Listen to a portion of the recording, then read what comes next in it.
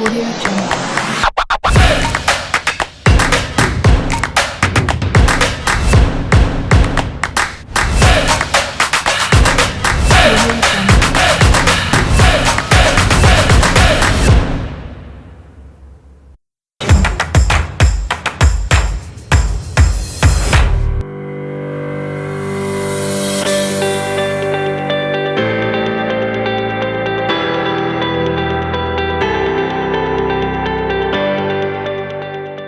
Hola, hola, mucho gusto, un placer poder quedarme por aquí con ustedes todos. Y bueno, mi nombre es Rafael, yo soy director de planificación de mercado para América Latina y el Caribe. Me acompañan por aquí Ernesto Moreno, nuestro consultor de seguridad, de prevención de fraudes e identidad para Latinoamérica y el Caribe, y Luis Sánchez, que es el director de ventas LexisNexis para Norte Latam, América Latina del Norte y la región de los Andes. Y bueno, hoy vamos a tener una pequeña plática acerca de qué pasó con el mundo después del COVID.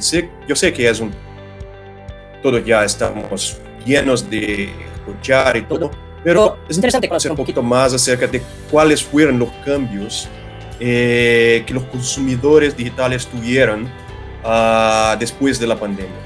Es importante porque la llegada de la pandemia a México, las medidas de restricción de la movilidad de todos los ciudadanos, llevó a que las compras a través de la Internet crecieran en el país. No solamente en México, pero en toda Latinoamérica, aumentando los usuarios del comercio electrónico en unos 30% en toda Latinoamérica. No se puede negar que la COVID presentó el mayor desafío para la es decir, no solamente para los minoristas, para las tiendas electrónicas, pero también para la banca y todos los negocios, para todas las transacciones que fueron manejadas en efectivo. La industria nunca antes ha visto un cambio tan drástico en las pago con el reemplazo de pagos con efectivo a los medios de los pagos móviles, los pagos sin contacto. Fueron todos estos los protagonistas del año pasado, ofreciendo como soluciones. Fue un cambio del comportamiento mismo de los usuarios. ¿Y qué les vamos a... ¿Cuál es nuestra agenda para hoy? Vamos a hablar un poco de los nuevos consumidores digitales, quién son los nuevos consumidores digitales, los impactos, un poquito de los impactos económicos, el perfil de los usuarios. Vamos a hablar un poco del año pasado en cifras 2020, que pasó, un poco de las tendencias de fraude en México para este año, y compartir también un poco de las mejores prácticas en prevención de fraude para que podamos ajustar nuestras prácticas de seguridad a este nuevo contexto de usuarios, de los nuevos usuarios. ¿Y qué tenemos? ¿Quién son los nuevos usuarios, los nuevos consumidores de COVID? ¿Qué pasó? Bueno, tuvimos muchos cambios que son muy interesantes de seguir. Cómo las personas tuvieron cambios en sus vidas, quedándose más en sus casas y todo más. Tuvimos cambios en los patrones de compras en toda la región. Y como podemos ver, podemos crear como 5 segmentos distintos de usuarios en tiempos de la COVID. El primer fue los que se retiran de las compras en línea. Ellos reducieron sus compras en línea. ¿Por qué? Sea porque el punto más importante fueron los que perdieron sus empleos, tuvieron sus sueldos reducidos y todo más. Entonces, estos se retiraron de las compras en línea, de los negocios en línea. Hubieron los que se mantuvieron haciendo sus compras, sus negocios de una manera sin cambios. Tuvieron poco cambio en su comportamiento. Hay los que están se adaptando, que de una manera o de otra hacían algunas transacciones en línea, pero están haciendo un poco más transacciones en línea. Los disruptivos están haciendo más y más transacciones, más compras, significativamente más compras en línea. Y los nuevos, que fueron los que realizaron recientemente una primer compra en línea. Como podemos ver, los grupos de los que se adaptaron, los disruptivos, los nuevos, son cifras grandes en México. ¿Qué quiero decir? La pandemia trajo consigo una gran inclusión digital de la población mexicana, incluyéndolos estos nuevos usuarios, trayendo nuevos usuarios al mundo de Internet, al mundo de las compras digitales, de las transacciones digitales. ¿Y qué es importante de esto? Como el 17% son nuevos, son personas que no tienen conocimiento digital, son personas que no tienen una práctica de manejar transacciones en línea, son personas que están más susceptibles a fraudes, a los estafadores, a estafas digitales y todo más. Y esto puede traer un riesgo más fuerte de que ciberdelincuentes puedan llegar a ellos y cometer más fraudes en línea direccionada a estos usuarios. Si vemos un poco de los perfiles de los seguimientos que tenemos por aquí, bueno, ¿qué es importante? Los que se adaptan, los disruptivos, los nuevos, lo que podemos ver, en su mayoría son mujeres, personas del sexo femenino, que tienen 2 o más años de educación universitaria. ¿Qué quiere decir esto? Hoy día nosotros tenemos gran parte de la población son mujeres con un gran nivel de educación. Tenemos en su mayoría este perfil de personas que están comprando más, haciendo más transacciones en línea. ¿Y por qué esto? Bueno, con los cambios que tuvimos debido a COVID, ¿qué pasó? Con las personas en sus casas, con las medidas de restricción y todo más, empezaron a hacer compras a través de servicios de delivery, compras en línea, productos de belleza, de productos para el hogar, de comida, las compras en el súper. Todo esto pasó a se manejar a través de la internet, a través de los apps de servicios de delivery, de los apps de las tiendas y todo más. Traigo una gran cantidad de usuarios nuevos y que tienen este perfil. Entonces es una población, es una audiencia muy específica, más exigente, más que tiene un poder de compra más fuerte y que está desarrollando más y más negocios. Bueno, una pequeña revisión del año pasado que tenemos por aquí. Bueno, tuvimos, como podemos ver, un crecimiento significativo en el volumen de transacciones en línea. Y esto, lo que es interesante es que el crecimiento más fuerte fue en dispositivos móviles. Dado esto, los ataques que tuvimos, lo que pudimos ver del año pasado fue que los ataques que empezaron por personas, por ciberdelincuentes, por estafadores, han disminuido y tuvimos un ataque en la cantidad de los ataques automatizados. ¿Qué quiere decir esto? Bueno, por más y más veces lo que vamos a ver son ataques de bots porque se puede robar una gran cantidad de data, una gran cantidad de, por ejemplo, nombres, usuarios de contraseña, data así, para que se utilice de manera más específica por los defraudadores. Un otro punto es que el gran crecimiento de las transacciones legítimas trae un descenso del número, de la porcentaje de las transacciones fraudulentas. Y lo que podemos ver es que la suplantación de identidad fue el vector más prevalente de ataques. Es decir, el robo de credenciales de acceso fue muy fuerte el año pasado, justo porque lo que podemos ver es que hay una gran cantidad de usuarios que tienen un bajo conocimiento digital, de las medidas de seguridad, de las mejores prácticas de seguridad. ¿Y qué podemos decir para este año? Bueno, lo que pudimos ver del año pasado fue que los costos de fraude en México han crecido notablemente durante el COVID. ¿Okay? ¿Por qué? con más fraude, más transacciones, los costes relacionados a fraude también tuvieron un crecimiento. Las transacciones móviles tuvieron un crecimiento de 16% año contra año. Lo que tuvimos de fraude más común en México, en Latinoamérica, fue la fraude de identidad. Fue una gran amenaza para todos los comerciantes minoristas, para el comercio electrónico, instituciones financieras en toda Latinoamérica.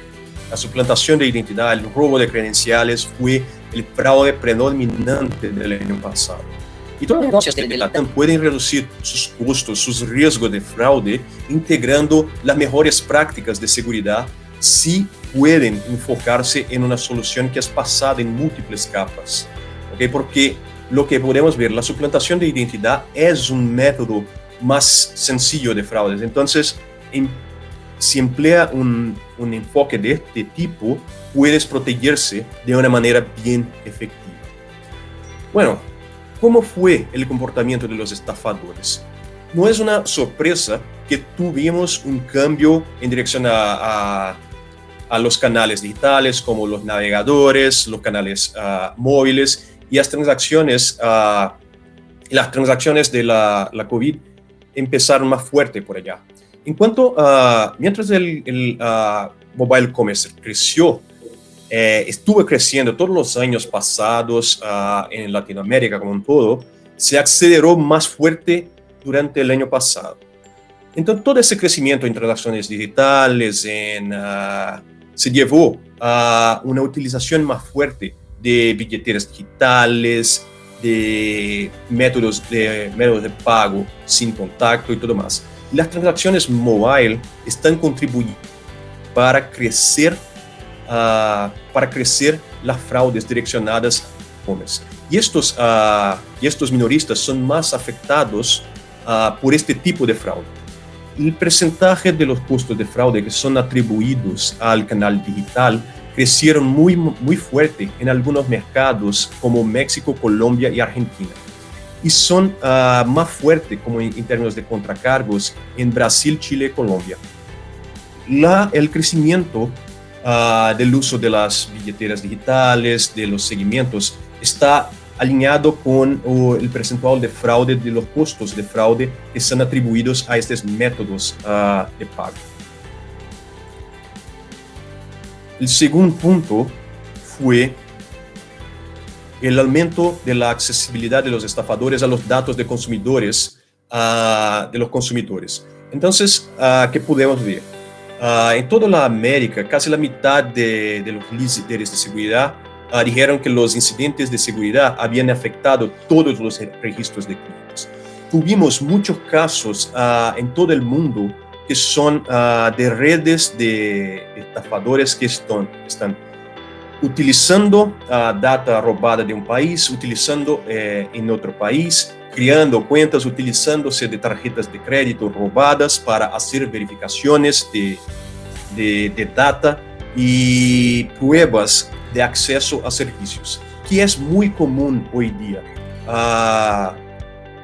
Por ejemplo, tenemos 28 millones de canadienses tuvieron sus informaciones comprometidas a través de servicios de filtraciones de datos. ¿Y qué pasa? Por ejemplo, un tipo muy común de fraude, que son pruebas, es apenas justo el defraudador robó datos como tarjeta de crédito y todo más, va a hacer una prueba en un servicio de streaming como Netflix, un Amazon, por así decir.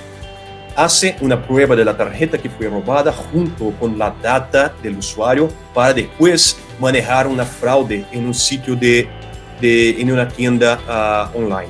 Entonces, esta fraude de este tipo de acción de los estafadores fue una de las que más creció en 2020. Y por último, lo que podemos ver también es que los estafadores están se aprovechando de toda la incertidumbre del mercado para cometer más fraudes. Para directivos de fintechs y todo más, todas las contingencias por la pandemia de COVID vino a acelerar el comercio electrónico y los pagos digitales en México. Y esta tendencia va a seguir cuando se pase la emergencia sanitaria, pues los usuarios ya se dieron cuenta los beneficios de toda la inclusión digital. México, sin duda, tenía un regazo contra otros países de Latinoamérica como Brasil, Argentina, Chile o Colombia en la penetración del comercio electrónico por distintas cosas. Pero la pandemia vino a empujarnos 3 años hacia el futuro, donde la penetración de comercio electrónico ya es mucho más mayor. Y la gente ya sabe de las bondades que tiene. Entonces, un punto es que yo creo que va a ser importante ver cómo se va a comportar el futuro de estos usuarios. Okay. Es importante conocer cuáles fueron los cambios en los patrones de utilización de los usuarios, cómo están se comportando, cómo están manejando sus transacciones. Y bueno, ahora creo que más do que nunca los consumidores, ellos necesitan poder comprar y vender de una manera digital. Ya están más acostumbrados y para toda la industria ha como sido un reto bien importante poder satisfacer y llegar a ofrecer productos, servicios de una manera mejor para estos usuarios. Porque tuvimos un cambio que fue muy fuerte, fue drástico, rápido, en que todas las empresas, todos tuvieron que cambiar del presencial hasta el digital en pocos días.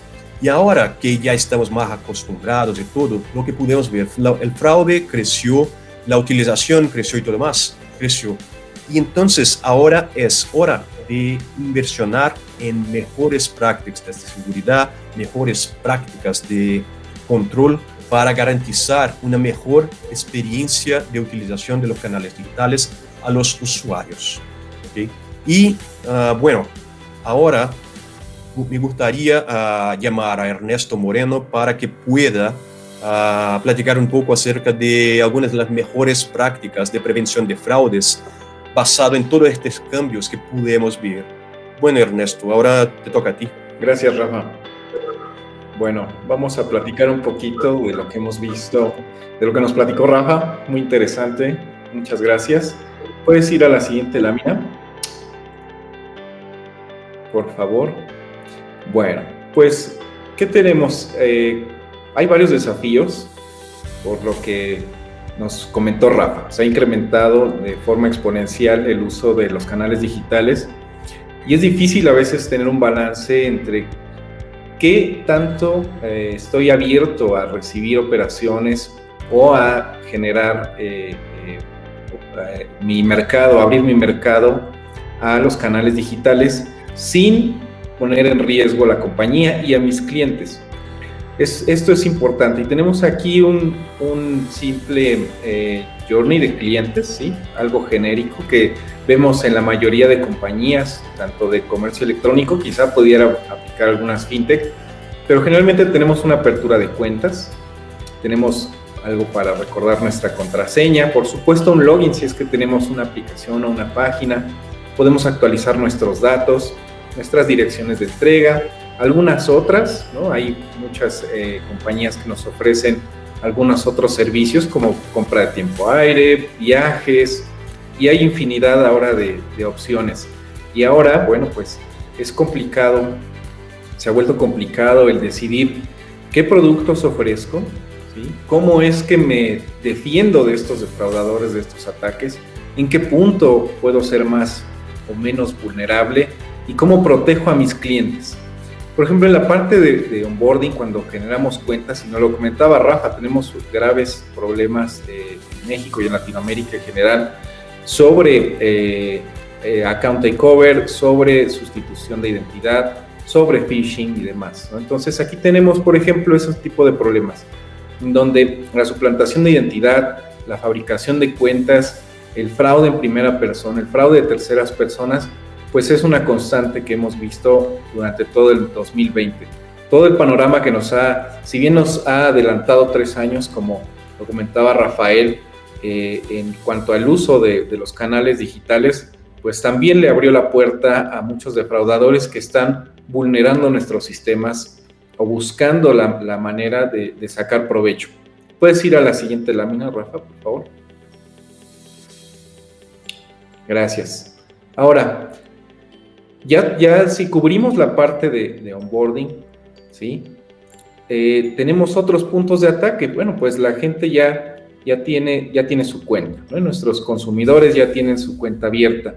Pero ¿qué pasa? Pues también le roban o llegan a caer en ataques de phishing, ¿sí? O ataques de ingeniería social, o les roban las cuentas porque resulta que estaban en la dark web y bueno, se robaron ahí cuentas ya sea de clientes o de correos electrónicos, y por alguna razón pues tenemos ataques de bots que están probando credenciales continuamente, y esto pues nos lleva a que haya una ruptura de esta parte de seguridad. Entonces es importante que también reconozcamos en cada una de estas etapas, ¿sí? Que tenemos a los consumidores navegando dentro de nuestras aplicaciones o canales móviles o dentro de nuestras aplicaciones web,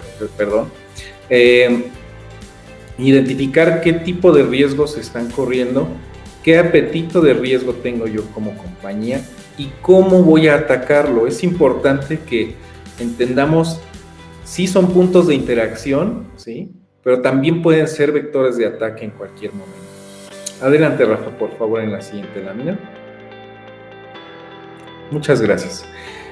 Y bueno, finalmente tenemos como ejemplo, ¿sí? En esta última parte tenemos ataques de malware o de accesos remotos, ¿sí? Tenemos spoofing de geolocalizaciones en donde no queremos, y esto puede pasar también, a lo que voy es que cualquier tipo de estos ataques, por ejemplo el spoofing de geolocalización, puede pasar desde el onboarding, puede pasar desde el login, donde no nos damos cuenta que una persona que tiene su cuenta en México se robaron su cuenta y está teniendo accesos desde cualquier otra parte del mundo, ¿no? Eso sería una interacción que deberíamos ser capaces de identificar con el propósito de proteger a nuestros clientes y proteger al negocio, como lo he mencionado. Algunos ejemplos: en México, ya lo comentamos, sí, el account takeover, pero también teníamos en algunos comercios electrónicos, notamos que tenían bastante cerrado la parte de onboarding digital. Entonces, cuando viene el cierre de tiendas, cuando viene el cierre de todos los establecimientos físicos, pues hay una preocupación por seguir aperturando cuentas, seguir otorgando estos tarjetas, créditos, etcétera, de nuestros clientes. Y bueno, se aperturan los canales, se aperturan los riesgos, y es ahí por donde tenemos que empezar a solucionar y empezar a sí abrir la llave, pero ¿qué tanto? ¿Cómo podemos abrir la llave sin que corramos un riesgo mayor? ¿Cómo podemos tomar provecho de estas soluciones que nos ofrece el mercado, algunas que nos ofrece LexisNexis Resolutions, para no solamente afrontar estos riesgos que estamos presentando ahora, sino también mejorar la experiencia del cliente? Porque no solamente se trata de incluir herramientas y soluciones que nos blinden, ¿sí?, de los ataques, porque esto puede generar una fricción fuerte sobre la experiencia del cliente, y eso es algo que debemos cuidar, es algo que debemos balancear también. Adelante, Rafa, por favor, la siguiente, ¿no? Este es dónde iniciamos o cómo averiguamos en qué parte debemos estar protegidos. Bueno, lo que nosotros hacemos en LexisNexis Resolutions es platicar con nuestros clientes, entender cuáles son los flujos que sus consumidores siguen, cuáles son las etapas que tienen desde un onboarding hasta que llegan a su checkout, a su carrito, a una compra de algo, en el caso de comercios electrónicos. Así lo hacemos para cada una de las instituciones con las que trabajamos. Entendemos los flujos con ustedes, entendemos las preocupaciones y hacemos un análisis de vulnerabilidades. Aquí, por ejemplo, es un flujo normal, en donde vemos que desde el onboarding, bueno, pues necesitamos implementar soluciones que nos ayuden a identificar suplantaciones de identidad, a poder hacer un perfilamiento quizá de los dispositivos, a evitar el fraude de primera o tercera persona, que finalmente son grupos o una persona o grupos delictivos que están intentando sacar provecho, ¿sí? Necesitamos contar también con un assessment de biometría. Si bien la biometría tiene diferentes variantes y la entendemos como biometría física, también tenemos biometría del comportamiento, que es la que mencionamos aquí, y es biometría del comportamiento digital, en donde podríamos hacer un assessment de las personas y de nuestros consumidores para que en un futuro, reconociendo sus patrones de comportamiento dentro de nuestra aplicación, pues podamos ofrecerles una mejor experiencia, ya sea de autenticación, poderle permitir utilizar, por ejemplo, sus tarjetas, sus card on file que tiene para su carrito, o por el lado contrario, agregarles más fricción en caso de que notemos un riesgo desde la parte de login. Ya no se diga desde el onboarding, desde el login, ¿no? Puedes hacer diferentes acciones o tomar diferentes caminos para beneficio del cliente y también de la institución. Por otra parte, bueno, pues tienes una parte de cumplimiento, ¿sí? Siempre necesitas saber acerca del cliente, necesitas saber que te provea su nombre, que te provea a veces algunos documentos de identificación o de comprobante de domicilio, si es que va a agregar alguna cuenta. Hay diferentes cosas que nos piden la regulación que debemos cumplir. Sin embargo, bueno, pues esto va de la mano también con las soluciones previas, ¿verdad? Donde tenemos que hacer un assessment digital. Ya nos piden que hagamos la geolocalización. Bueno, pues ese assessment digital que podemos hacer, ese perfilamiento que podemos hacer de dispositivos, podemos utilizarlo también para cumplir con esas nuevas regulaciones. Y finalmente, pues tenemos un Step Up Authentication, ¿sí? Que puede ser con la huella digital, con un One-Time Password, que puede ser con la credencial. Ahora ya utilizamos el Face ID también. Y finalmente tenemos la aprobación de diferentes de estos aplicativos o de diferentes medios.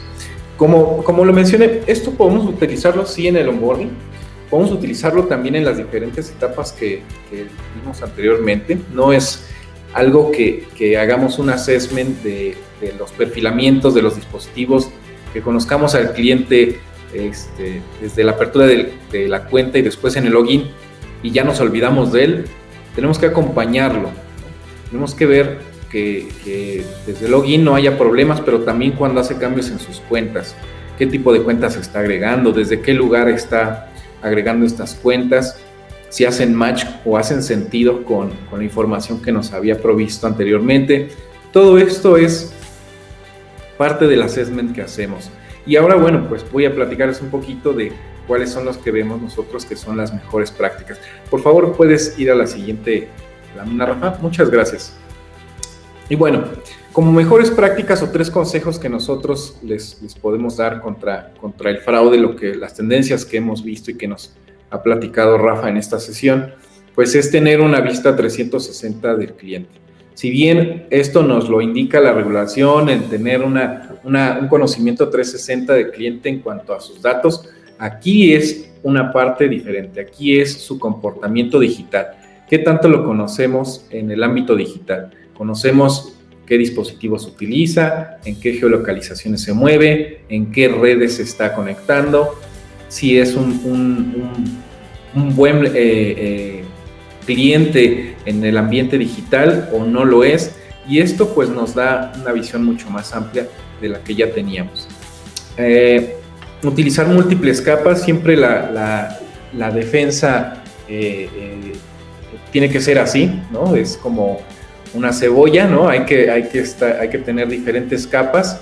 La defensa en profundidad así nos lo dicta como un principio de ciberseguridad, en donde tenemos que estar blindando nuestras aplicaciones. Si alguna es vulnerada, bueno, que la siguiente capa no lo sea, ¿no? Y que sea cada vez más difícil vulnerar nuestros sistemas y vulnerar también la integridad de datos de nuestros clientes o consumidores.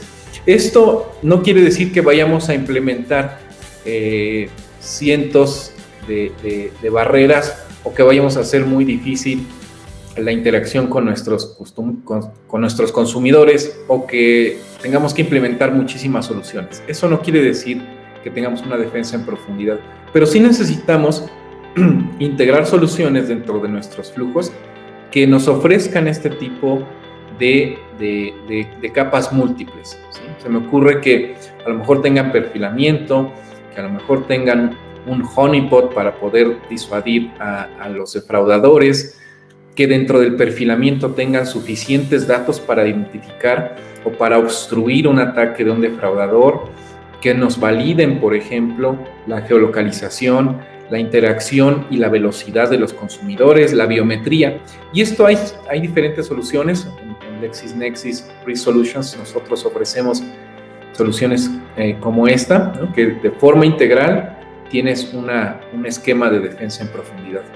Y como tercer punto, hay que priorizar la experiencia del cliente. Ya lo comentaba antes, creo que hay que tener un balance bueno y pertinente en cuanto a qué quiero ofrecerle a mis clientes sin que me ponga a mí y a ellos mismos en riesgo.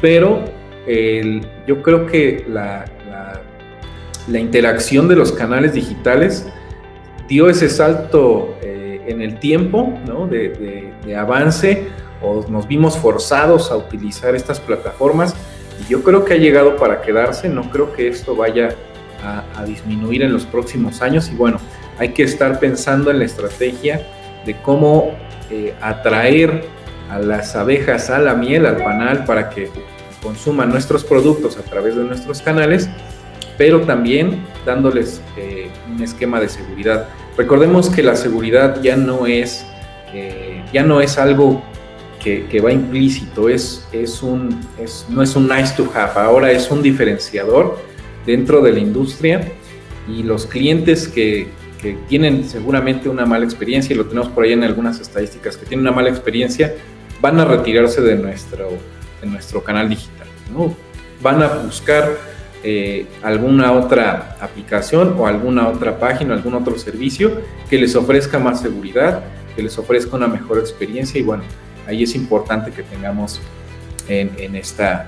considerados en esta implementación o estrategia que ustedes vayan a plantear en los siguientes meses o inclusive en los siguientes años. Adelante, Rafa, creo que esta es la última slide, pero bueno, para cerrar un poquito el diálogo y podemos comenzar a abrir la sesión de preguntas. Bueno, estos son algunos de los premios que nos han otorgado algunas de las instituciones más reconocidas a nivel internacional. Nuestras soluciones están galardonadas, algunas de nuestras soluciones de prevención de fraudes, de prevención de autenticación basada en riesgo, de biometría. Tenemos, la verdad, un portafolio bastante interesante que bueno, ustedes con mucho gusto pueden consultar en nuestras páginas web, o que pueden contactar con nosotros para platicar más en detalle cómo es que podemos ayudarles en sus negocios. Gracias, Rafa. Bueno, aquí están nuestros números de contacto. Bueno, no son números, son teléfonos nada más, pero realmente es el código QR de LinkedIn por si quieren contactarnos, tanto a Rafa como a un servidor, y nuestros correos electrónicos por si tienen alguna duda adicional. Ahora sí, Rafa, discúlpame. Adelante. Sí, claro. Bueno, sin embargo, me gustaría añadir, porque como nos comentaste acerca de la fricción, nosotros tenemos un estudio también que podemos ver que 58% de los usuarios dejan el carrito lleno y salen del sitio cuando encuentran algún tipo de fricción o de autenticación más fuerte o algo que les moleste durante su experiencia de compra o durante su experiencia de pago. Bien, es un punto muy importante para dejar por aquí. Gracias, Rafa. Gracias. Vale.